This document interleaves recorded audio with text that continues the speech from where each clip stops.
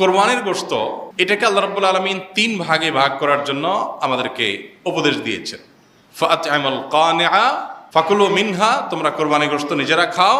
ওয়া আত'আমু আল কানিআ ওয়াল মু'তাররা ওয়া আত'আমুল বাঈসাল ফাকির আছে, যারা তোমাদের আত্মীয়-স্বজন আছে, প্রতিবেশী আছে, তাদেরকে খাওয়াও।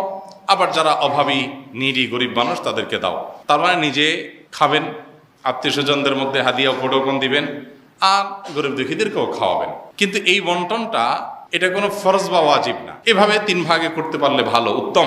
কিন্তু এটা যদি কেউ না করে তাতে কোনো গুনাহ হবে না। এই সমাজের ভাগ নামে যে ভাগটা বাধ্যতামূলকভাবে কালেকশন করা হয় সেটা কোনো অবস্থাতে জায়েজ না, যদি বাধ্যতামূলকভাবে করা হয়, যদি জোরপূর্বক করা হয়। এখন আমার কোরবানির গোশত আমার কাছে নির্দিষ্ট কিছু গরিব আছে জানাশোনা, আমি তাদেরকে একটু দেবো, কোনো গরিবকে একটু বাড়ায় দিব, কাউকে একটু কমায় দিব।